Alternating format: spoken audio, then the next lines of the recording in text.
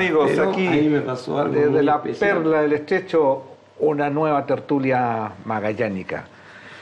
Con Mario Arturo, con Esteban Doimo, la ausencia de Jorge Insúa, y hoy día un gran invitado, como todos los invitados a la tertulia magallánica. Hoy día nos iremos a la perla Italia con un fiel representante, don Salvatore Chirino. Bienvenido. Bueno, muchas gracias y un saludo a usted también y a los telespectadores. Esperamos que pueden entretenerse con nuestra tertulia. Claro, tenemos cuento. Sí. ¿Qué año llega a Punta Arenas? En el año 70, en 1970, llego por una petición que me hizo los salesianos del Instituto de la Patagonia para que pudiera llevar adelante la reforma educacional del presidente Eduardo Frei Montalva. Disculpe, que fue ¿Instituto de la Patagonia o en Don Bosco? en Don Bosco. En Don Bosco. Don Bosco, sí. Y era importante porque en ese momento se dejaba la escuela secundaria, que estaba dividida en humanista y Científico. y profesionales, que eran dos ramas bien distintas, y se transforma eso en educación media. Siempre uno humanista, el otro con especialidad, pero lo de la educación profesional, a través de esta reforma, recibían el título de técnico en la especialidad que se daba en los colegios. Y además podían dar la prueba aptitud académica para ingresar a la universidad igual que los otros. Por lo tanto, había que hacer una reforma muy grande de los programas, entregar mucho más teoría para que fueran técnicos, que pudieran desenvolverse bien. Así que en ese proceso yo estuve. Pero esto comienza el 68, ¿cierto? Claro, pero comienza con la reforma de los séptimo y octavo. Exacto, el 68 comienza séptimo y octavo. Y después el 70... Claro, y en el Don Bosco yo fui al Don Bosco hasta el 68. Claro. Hasta el 68, y justo me tocó ahí el tema de la reforma. Ya. Y en lo que es en la parte industrial, llamemos, ya también empezaron a cambiar las especialidades. Claro que sí. Sí, pues en ese tiempo había sastrería, carpintería, mecánica, La imprenta, que era imprenta. hasta hace poco tiempo funcionó. Oye, con Tertulio, me parece que tenemos que retroceder un poquitito en el tiempo, porque don Salvatore dice que llega el año 70 a la región. Pero ¿cuándo y por qué llega a Chile? ¿Llegó antes? Bueno, yo llego el año 62, el año del Mundial. ¿Vino a jugar por Italia? Mira, a mí me pasó algo muy divertido, porque yo llegué y no sabía del Mundial, porque voy a decir otra cosa. Y entonces, cuando iban los autobuses, sobre todo para sacar mi permanencia en Chile, etcétera, vi que los choferes se reían un poco. Si usted es italiano, se reían. Y no sabía por qué. Y después supo de la pelea que hubo entre italianos Y Leonel Sánchez. y el puñete De Leonel, claro. ¿Y en qué circunstancias llega a Chile? ¿Por qué ¿Por qué llega? llega? Escapando de Italia, ¿no? No, siempre con los salesianos, siempre. Ya. Claro. Entonces ahí comencé a estudiar. ¿A qué edad llegó? Tenía 18 años. Ah. casi. Pero ¿es verdad que usted quiso ser sacerdote? Sí, tuvo un tiempo, claro que sí. Y bueno, siempre me da nostalgia esa parte de mi vida, ¿no? ¿Pero estuvo aquí en el COM, en el Camilo Ortúzar o en Italia? No. Yo estuve en... a ver, yo vino después de lo que se llama el noviciado. Ah, el noviciado lo hizo en Italia. En Italia, sí. Perfecto. Lo hice en el Piemonte. Ah, qué lindo, Claro. piemontese. Claro, y después, bueno, comencé mi estudio y paralelamente estudié filosofía. Ya me titulé en la Universidad Católica del Paraíso y después pasé a la Universidad Católica, ¿ya? Donde me titulé de educación profesional. Por eso En me la llamaron. Pontificia. Ah. La Pontificia Católica. Y de ahí viene a Punta Arenas. Ahí vengo a Punta Y no se Arenas. movió más. ¿Y el amor, dónde lo encontró? ¿En Santiago o en Punta Por Arenas? todas partes. Qué Pero donde me respuesta. anclé fue en Punta Arenas. Ah, ancló en Punta Arenas, está bien. Así que, no, contento, ¿eh? ¿Y cómo es este paso, profesor? Bueno, no es paso porque parece que nunca perdió el vínculo con los salesianos, pero usted es de los que inicia la carrera de pedagogía en la Universidad Técnica del Estado. Claro, entonces después, el año 75, hubo una reforma en relación a a que todo lo que hacían clase o podían hacer clase debían estar en el colegio de profesores, ¿verdad? Y para estar en el colegio de profesores había que ser titulado o tener 10 años de ejercicio en la docencia. En ese caso yo indiqué en ese momento al rector que era impropio que todos los profesores rurales estaban sin título, ¿ya? Y que ellos también tenían que dar una enseñanza de calidad. Por lo tanto, tenían que tener una formación acorde a eso. Entonces me aceptaron ese proyecto de formar a los pedagogos, a los profesores rurales, pero después sí, ingresaron también años después los urbanos, ¿ya? Y ese fue el primer inicio, ¿no?, de la fundación de la pedagogía en la universidad, porque esta era la única universidad que había en Punta Arenas, por lo tanto a ellos le correspondía la responsabilidad de... Universidad Técnica todavía, ¿no? Universidad Técnica, ¿Ya claro. estaba en el edificio nuevo en Angamo, en Centeno? No. Sí, Pues por eso fue en supuesto. el año 71, 72. No, el cambio, no, se hizo en el año 81. ¿A Centeno? No, al campus actual. Al campo actual. El de Centeno fue inaugurado por Eduardo Frei Montalva en 1965. ¿Ya? 65. Sí. Porque antes estaba la universidad, recuerdo, aquí en la Escuela de Educación Popular. Claro. Y antes, en Colón, y antes partió En la la Escuela universidad Industrial. en el gimnasio cubierto de Magallanes, ¿saben eso? Claro. Arriba, Ahí se hizo clase. Sí. Mira. En el Sí, tercer piso. después pasó ahí. Ahí partieron las clases de la Universidad Técnica del Estado. Y después se hizo el edificio que ahora usa el liceo El experimental. Y es ahí en la Universidad Técnica del Estado con lo de la pedagogía que usted toma el tema de la filosofía, porque nos dijo que a los salesianos sí. llegó a trabajar en el tema de las profesiones, ¿no es cierto? Claro, de la parte profesional, pero ahí van a creer ustedes, yo partí haciendo clases en mecánica. Mecánica. Sí, Ingeniería mecánica. ingeniería mecánica, sí. Claro, Tengo buenos en la recuerdos. Universidad Técnica. Bueno, pero mi inclinación era la educación. Entonces, claro, partí con ese proyecto, pero posteriormente de la Universidad Técnica del Estado se creó una carrera que se llamaba Licenciatura en Educación, licenciatura en Matemática y Física, ¿ya? Lo cual tenían los últimos 2 años pedagogía. Entonces yo inicié ahí a hacer clases también y me nombraron en un departamento, porque ahí no se podía hacer departamento de ciencias sociales, así que tuvieron que sacar y pusieron un departamento muy extraño que se llama de estudios generales. Y a mí me nombraron director. Ya, ese fue mi primer cargo. Y el año 81, cuando nos cambiamos al actual campus, entonces ahí se creó la carrera de educación básica y educación parvularia, que fuera la primera, con una matrícula excepcional. Había más de 70 alumnos por curso. Después, posteriormente, se creó una carrera que se llama pedagogía en matemática y posteriormente se crearon la licenciatura, la que hay ahora.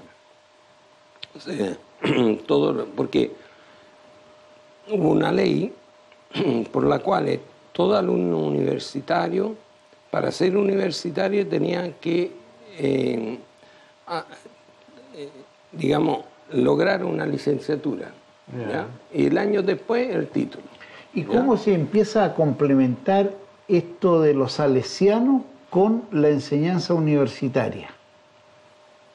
bueno, de partida las formaciones que uno tiene, ya, evidentemente le da esa capacidad de poder dedicarse, pero, o sea, yo no me quedé ahí, porque la universidad me becó para un magíster en educación, que lo hice en la Universidad de Atacama con convenio de la Universidad de Columbia de Estados Unidos, y posteriormente hice el doctorado en educación en la Universidad de Salamanca. Así que ahí, como estudio, llegué hasta ahí, y eso me daba la competencia como para poder guiar. Prácticamente fui muchos años director de departamento. Después, por razones, distintas razones, renuncié, pero inmediatamente me nombraron vicerrector académico. O sea, usted tiene el grado académico de doctor en educación. Sí. ¿Y en qué otros colegios hizo clase aquí en Punta Arenas? Bueno, hice clase en la industrial. En la escuela industrial ahí habían unos alumnos más o menos, ¿no? Parece. No, eran todo bueno. Todo bueno. El Pepe Lanza ya era bueno. Cuidado con lo que va a decir, porque le voy a poner la cámara en negro de aquí para adelante cuando... Pero Salvatore, cuando llegó, ¿cómo estaba la colonia italiana? Perdón, pero yo quiero, antes que entremos a esto, reconocer un poco lo que ha dicho don Salvatore hasta el momento. No solamente profesor, sino que el grado académico de doctor, ¿no es cierto?, en educación, o sea, lo máximo en eso.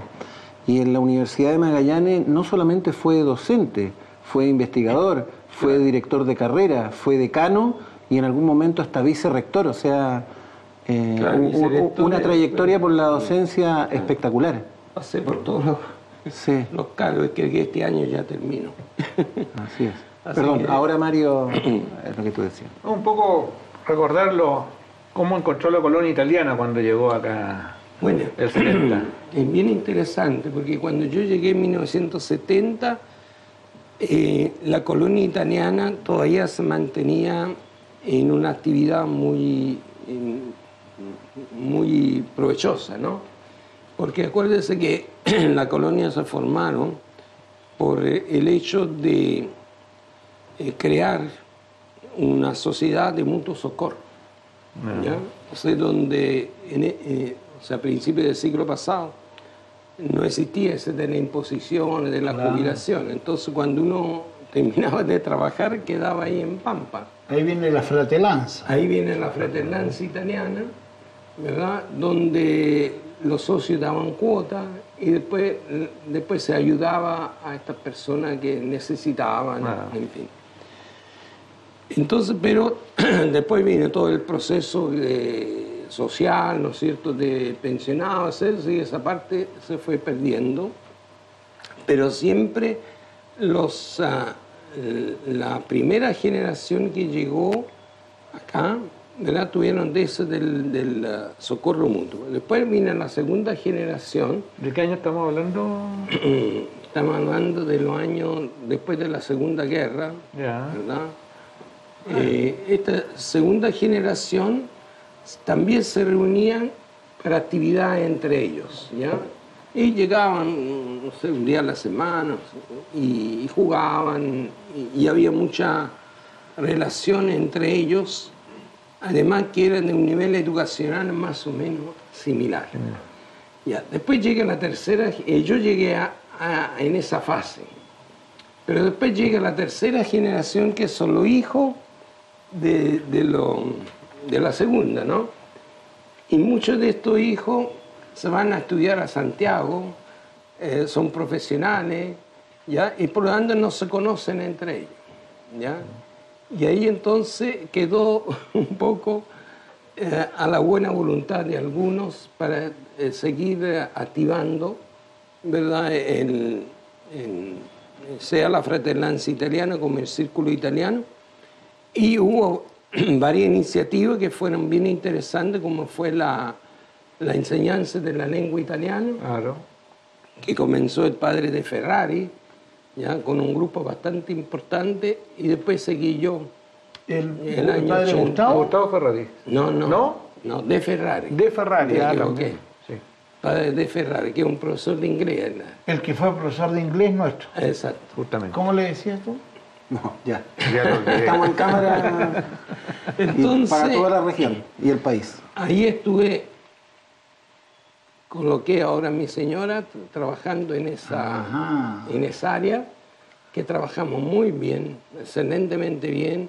Se formaron un grupo que todavía nos reunimos para estar juntos, qué sé yo. Y bueno, hicimos toda una acción cultural de donde salió con el coro italiano. El coro italiano. Que es lo que se mantiene ahora, más un grupito de nosotros que se reúne todas las... Bueno, primero era toda la semana, ahora una vez al mes. No, bueno, pero... Pero este es un proceso que yo he estudiado que se ha dado en todas las ciudades.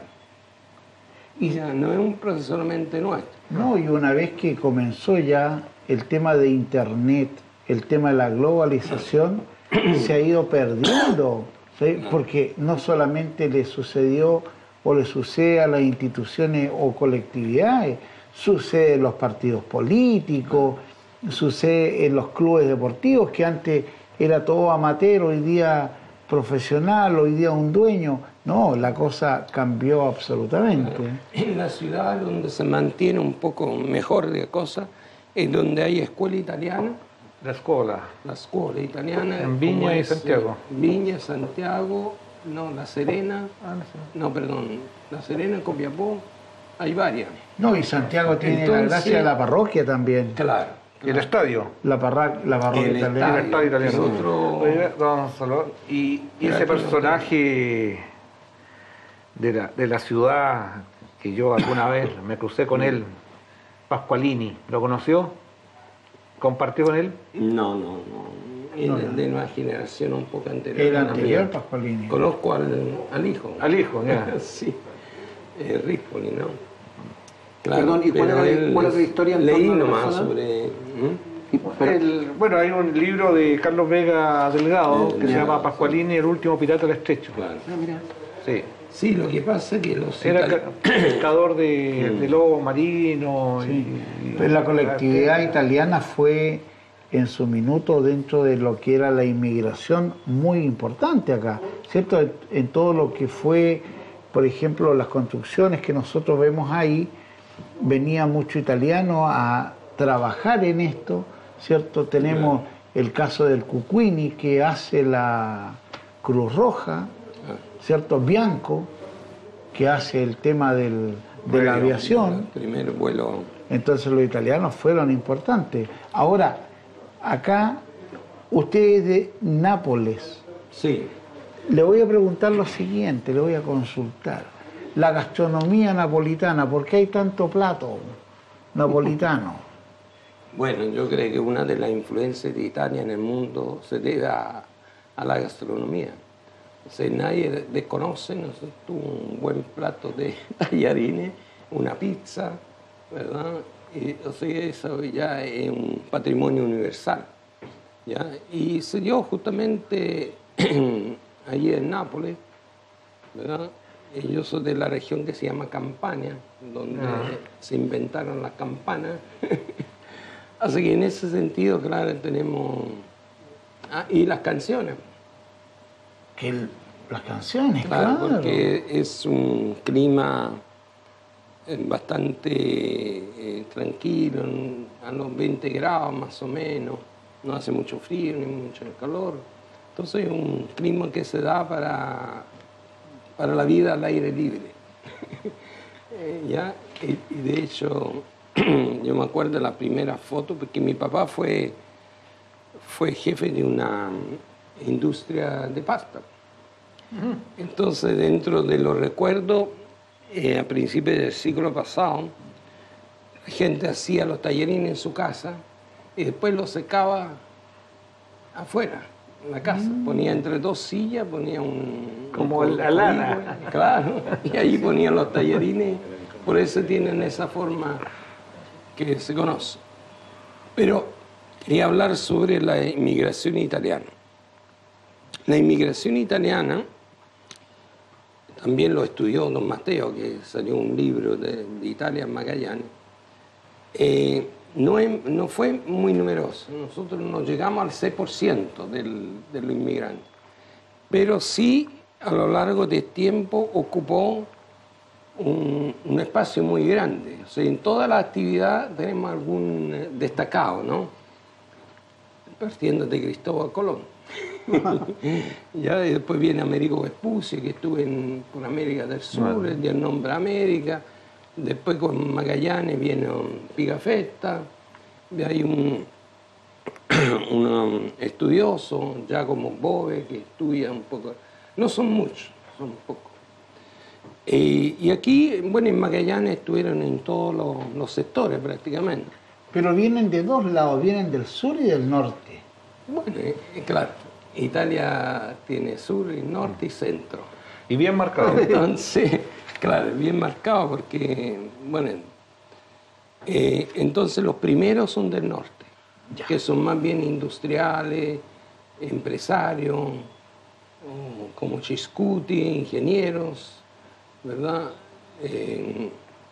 Pintores, creo, no, pintores, fotógrafos, Foresti. Claro. Bueno, en el arte y está toda la parte de que usted decía anteriormente, o sea, la huella italiana está en todos los edificios acá que tienen cierta arquitectura más o menos clásica. Y después en la obra social está Contardi, que crea los cuerpos de bomberos y otras sociedades. Después está, ¿cómo se llama? Cucuini, que crea la Cruz Roja y muere siendo bombero. Bianco, dijimos.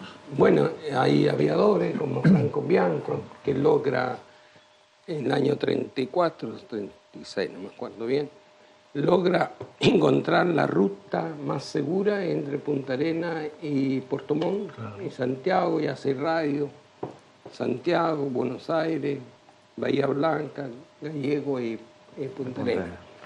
Y por lo tanto abre la posibilidad de que Punta Arenas, Magallanes ya no está aislado, comienza, digamos, y lo increíble que en el tema de las telas, de las tiendas, eran todos italianos. ¿Sí? Y las zapaterías. Bueno, no todos, pero... No, pero los más... Tenore, Imperatori, ¿sí? Tenore, Don Mosquino, Pascual Nochera. Bueno, estos son todos napolitanos. Ahí está la diferencia. Todos los comerciantes... Todos los comerciantes son, bueno, casi todos, son napolitanos, son de un par de familias. Y hoy día la colonia italiana, don Salvatore, ¿cuántos son en Magallanes? Mire, yo no sé exactamente, pero la verdad que como yo soy profesor, nacen apellidos italianos por todos lados. Pero yo no creo que somos más de 300, 350. Correcto. Ahora los italianos, la mayoría se casa con chilenas. O quien quiere se casa con chilenos. Digamos, por lo tanto se va como redistribuyendo un poco la... Pero qué importante eso de casarse con chilena, porque existe entonces, ¿cierto?, la capacidad... O al revés. O al revés, seamos sí, igualitarios. Sí. No vayamos a meter en un problema, Mario Depich. Pero existe la capacidad entonces para reconocer que gente de una nacionalidad distinta tiene la... Es que no todas las colectividades tienen eso. Lo que pasa es que el italiano, cuando emigra, en general se establece en el territorio y lo hace propio. Entonces, de ahí que viene eso de... Viene a quedarse, digamos. No vuelven a Italia, pues los primeros volvían a Italia a 20 años.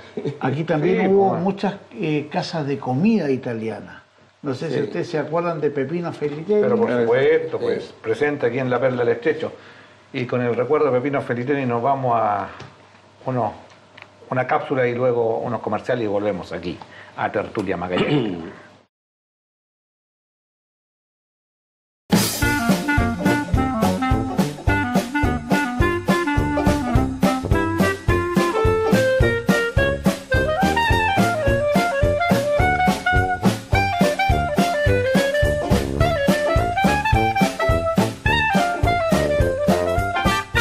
Hola amigos, esta va a ser una cápsula algo distinta. Les quiero mostrar cómo grabamos el programa Tertulia Magallánica. Y estamos fuera de la Perla del Estrecho, porque evidentemente que grabamos en este local todos nuestros programas, pero las grabaciones parten aquí afuera. ¿Dónde? En lo que es el móvil de ITV, que lo vamos a ver cómo se llama enseguida. En este vehículo está la sala de dirección, donde está el sonidista, Ariel, es quien ya hizo todo el montaje, lo van a ver más tarde en el local. Él ya está dispuesto para que dentro de unos momentos empiece el programa y él va a dirigir todo lo que es el audio. Y este es el sillón del director del programa, donde aquí tiene el control absoluto de él. Él maneja 3 cámaras que las vamos a ver. Donde las puede ir con este teclado, ¿no es cierto?, dirigiendo cada una de las cosas que se van desarrollando adentro. Se comunica con sus camarógrafos, con estos fonos, de manera tal, insisto, de ir teniendo la dirección del programa. No van a ver al director en cámara en esta oportunidad, porque es quien está grabando esta cápsula. Bien.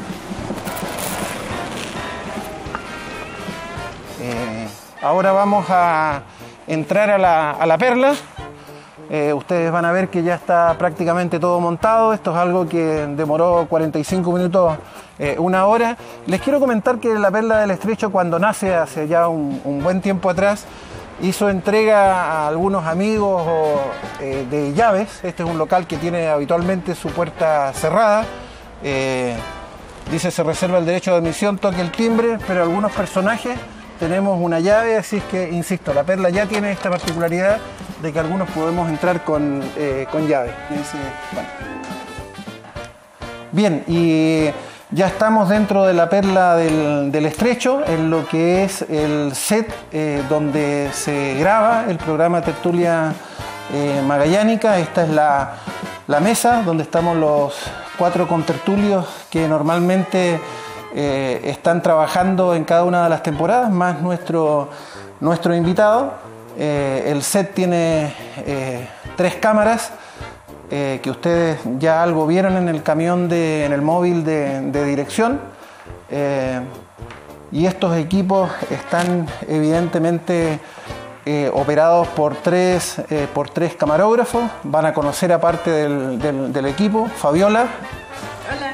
Pepe, Jaime, ellos son camarógrafos, y Sebastián, que es el ingeniero, el técnico encargado de que esté todo funcionando como corresponde en cuanto a instrumental. Equipos de sonido que están enlazados con el móvil que ustedes vieron afuera. Y eso es lo que nos va a permitir llevar adelante el programa del día de hoy de Tertulia Magallánica. Me voy a sentar en el sillón donde me van a venir a maquillar dentro de unos momentos. No, eso es mentira. Solamente quería mostrarles que tenemos un lugarcito donde tenemos nuestros guiones, las cosas que vamos a mostrar. Y normalmente grabamos 2 programas por día, así es que tenemos que traer una camisa muy distinta a la que estamos usando y un chaleco. Esto para echar al agua a la gente del programa, ¿no es cierto? Y contarle el secreto. Y enseguida, ahora voy a tomar lugar en la mesa junto con el resto de los contertulios y el invitado que vamos a tener en este programa. El sonidista una vez más va a trabajar con nosotros. Tenemos que hacer unas pruebas de cómo se llama, de sonido. Vamos a ver el tema de las cámaras, ya les voy a comentar. Así se arma un programa de Tertulia Magallánica. Les voy a decir que en este caso me va a tocar trabajar con la cámara que tengo inmediatamente al frente, que es Fabiola. Cuando se supone que yo tenga derecho a usar la palabra, es ella la que me va a enfocar, y cualquier cosa que yo quiera mostrar, como va a ser en este programa, me voy a dirigir a esa cámara y la voy a mostrar a otra, que es la que maneja Pepe. Me parece que ahora tengo que hacer una prueba de sonido, donde debería contar hasta 10. Cuenta hasta 10. 1, 2, 3, 4, 5, 6, 7, 8, 9, 10. Y se supone que ahí ya el sonidista tiene claro nuestros registros y dicta sus perillas. Como ya estamos próximos a comenzar con el programa, vamos a dejar hasta acá esta nueva cápsula en Tertulia Magallánica. Nos vemos en el programa.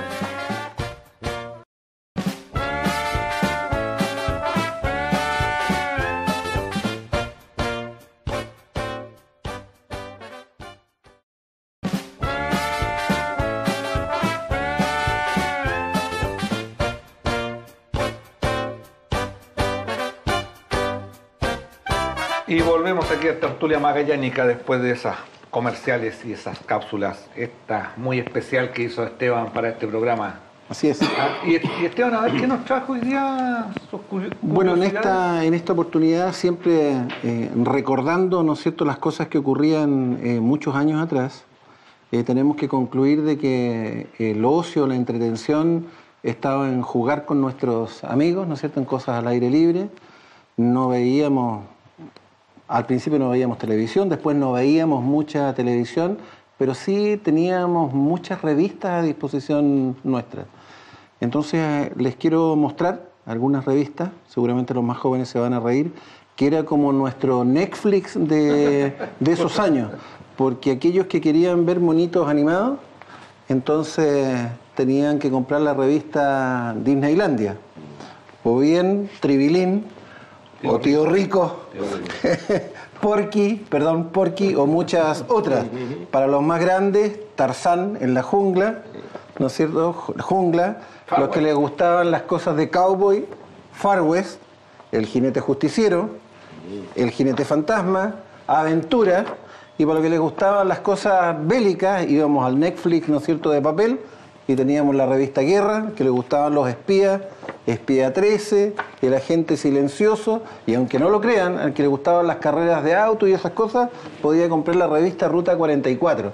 Y de esto podría nombrar muchas otras cosas, pero qué duda cabe que nuestra entretención era leer, mirar, ¿no es cierto?, estas revistas. Varias que no conocía, fíjate. Sí, y hay muchísimas otras, y hoy día tienen un valor incalculable. Yo cuando compraba este material, ¿cómo se llama?, para el programa, que ahora lo podemos hacer porque como el programa se ha financiado de buena forma, nosotros tenemos cada vez más auspiciadores, ITV cerró un buen contrato con nosotros, entonces nos permitimos traer estas cosas. El próximo programa, Mario va a traer toda su colección de pingüinos, viejos verdes.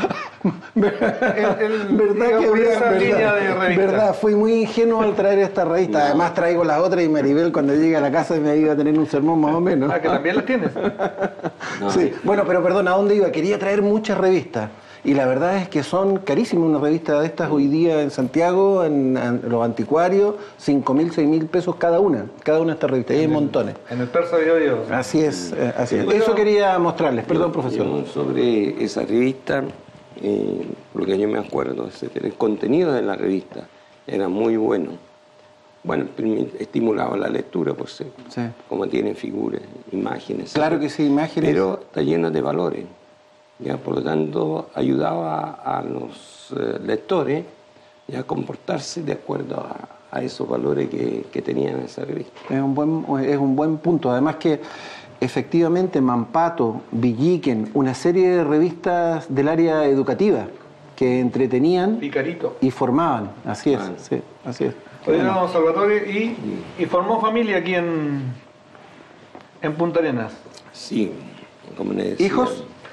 Sí. ¿Nietos? Un hijo, sí, también.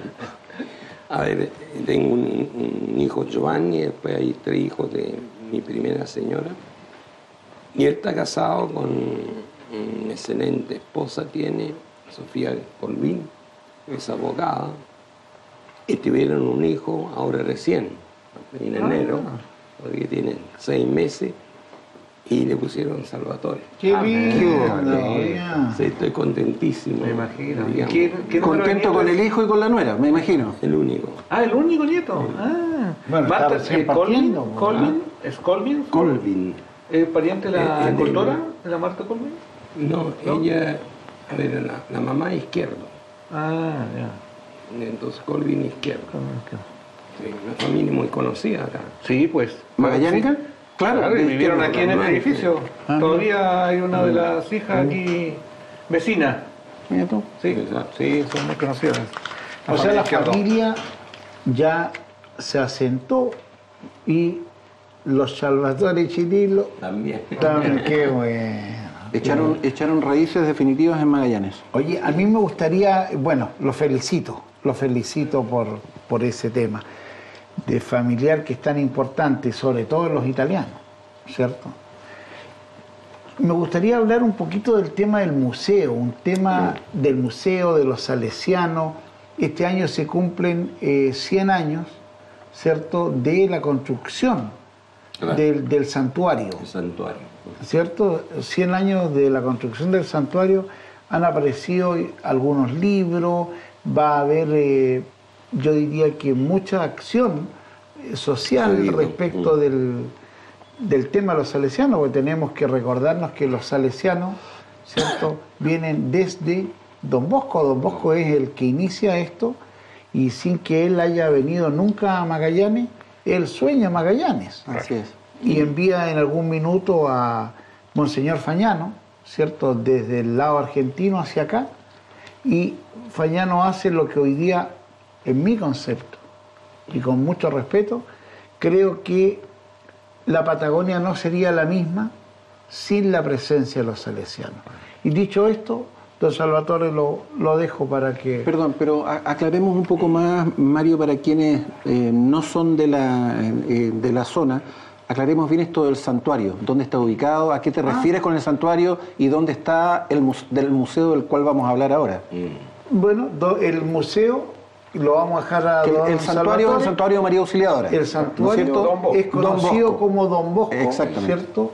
Bulnes y Sarmiento. Y ocupa toda la cuadra. Bulnes antiguamente conocido como Avenida de la Pampa, Así es. ¿cierto? Al frente del monumento a Manuel Bulnes, que Manuel Bulnes es el que de alguna manera, siendo presidente de Chile, dice el señor O'Higgins, mi general dice Magallanes, Magallanes, y él en ese minuto manda a construir la goleta Ancud, que viene para acá. Así que el hecho del apellido Bulnes acá viene por el presidente Manuel Bulnes. Dicho esto, y que el frente está a frente del kiosco del Oso Preller, que bueno, tantos años acogió a nuestro compañero Patricio Novakovic. también ya viene el osito. Un saludo al oso Preller. Está bien. Don Salvatore. Vamos al Museo Mayorino Borgatelo. No, pero vamos a una cosa más del santuario. Vamos. Bueno, el santuario es una de las obras mayores del padre Bernabé, que fue el primer arquitecto de la Patagonia. ¿Ya? Es el santuario más grande que hay en la Patagonia. ¿Ya? Juan Bernabé. Juan Bernabé, él hizo 23 construcciones importantes. ¿En la Patagonia o En la Patagonia, y bueno, y acá la iglesia más importante la hizo él. Hizo La catedral. la catedral, el Don Bosco, el María Auxiliadora de Colón, y las rurales también? el San Seco. Miguel, claro, Río mira. Seco, Barranco Amarillo, y había una iglesia también ahí del barrio croata, de los Santos Ángeles, en fin. Ahora, la inmigración, claro, en Magallanes tienen dos versantes, digamos, el civil y el religioso, ¿ya? Pero se coincide en que son italianos, las dos, digamos, porque los salesianos venían del Piemonte, después de otra parte, pero la gran mayoría en el siglo pasado eran italianos. Y bueno, se sentían italianos también, o sea, aunque trataban de, no digo de ocultar, pero evidentemente su labor era con los chilenos y por lo tanto exaltaba mucho los valores chilenos, por supuesto. Pero también tenían eso de la italianidad. Yo me acuerdo, he leído, digamos, que el padre de Agostini, después vamos a hablar de él seguramente, siempre tuve en mente de escalar el Monte Sarmiento, ¿ya? Y trajo expediciones, le costó un mundo hacerlo. Bueno, y una de las razones que quería hacerlo era para que los italianos pudieran conquistar la beta más grande de la Patagonia, que era el Monte Sarmiento, ¿ya? Porque la otra es Fitzroy, pero Fitzroy había sido escalado por los franceses. Entonces hay una... Bueno, pero... a ver, ¿por qué se formó el museo? ¿Y qué pasó con el museo? Bueno, el museo se formó porque cuando en Europa se supo que los salesianos estaban en la Patagonia, ¿ya? Debido a que Don Bosco en su sueño vio ese lugar que no era conocido, era incógnito, pero prácticamente nadie conocía la Patagonia. En todo lo, digamos, la misión iban hacia África, hacia la India, Japón, China, pero él, en un sueño que voló en un tren que volaba, él andaba desde un avión, pero él no conocía los aviones, entonces habla de tren que volaba. Él vio esa región, él vio eso indígena en un momento dado, que tenían muchas dificultades, ya que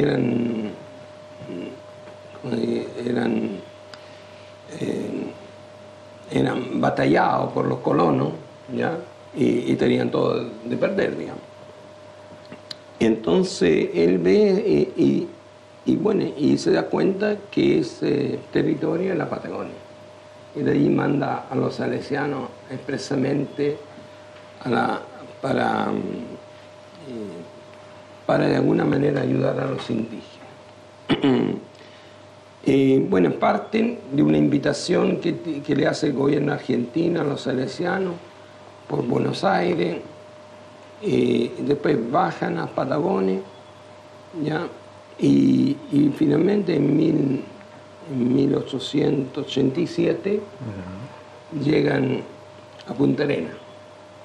Monseñor Fagnano, el padre Ferrero y el padre Grifa. ¿Ya? Entonces, los salesianos, junto con la evangelización, ellos llevan la educación. ¿Ya?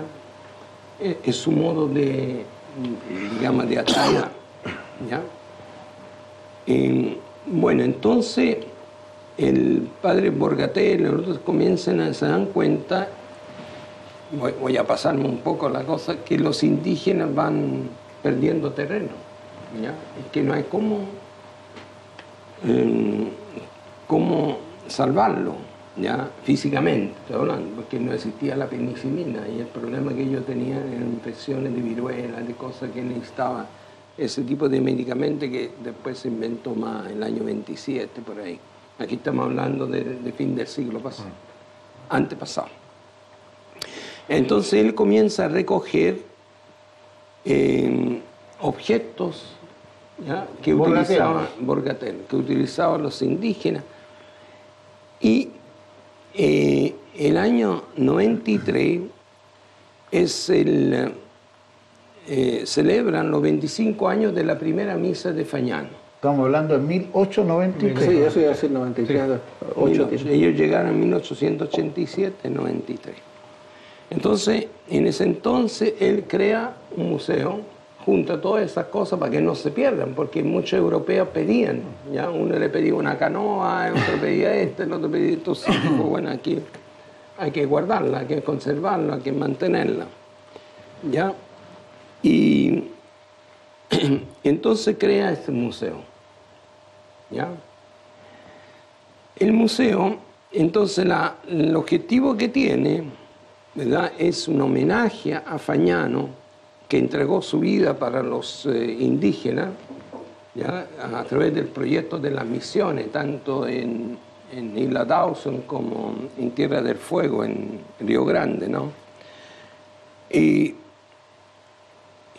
entonces comienza, y al lado de él hay un salesiano coadjutor, o sea, civil, no sacerdote, y él se dedica a la parte natural, ¿ya? Y por lo tanto, junto a todo lo que es fauna y flora, tanto marina como terrestre, ¿verdad?, de la Patagonia, ¿ya? Bueno, y ahí se van comunando el museo.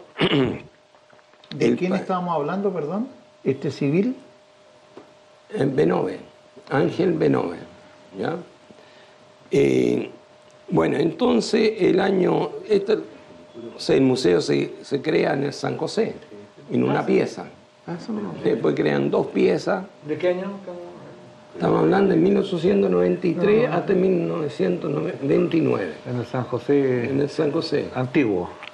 Claro, por supuesto. claro. Por supuesto. ¿Dónde estuvo usted? Claro, es importante esa parte.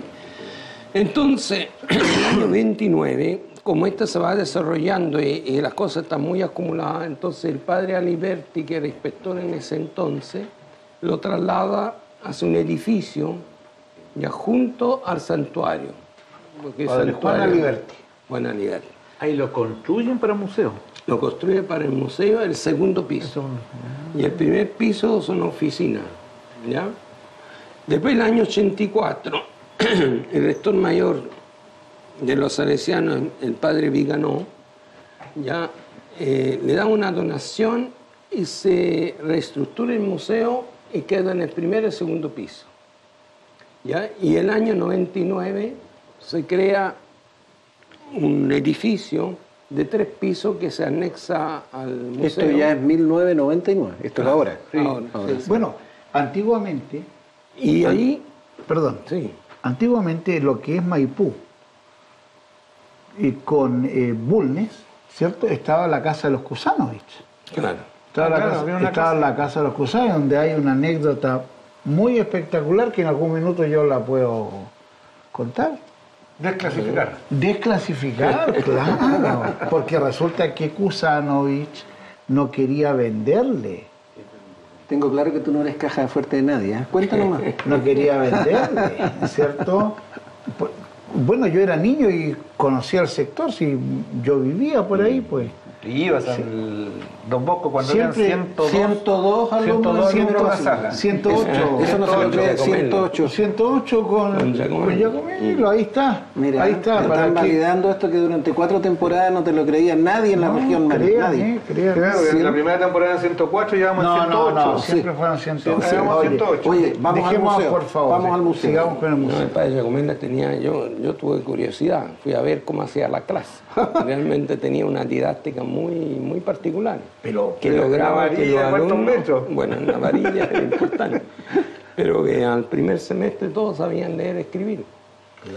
Bueno, entonces, saliendo del museo, el museo pasa a ser entonces un primer hecho científico. Junto con eso, a Don Bosco le pide la Academia de Meteorología de Europa, que como los salesianos están a esa latitudes, si ellos pueden tomar mediciones, ¿verdad?, de la distinta parte que tiene que ver con los climas, el viento, la lluvia, etcétera, etcétera.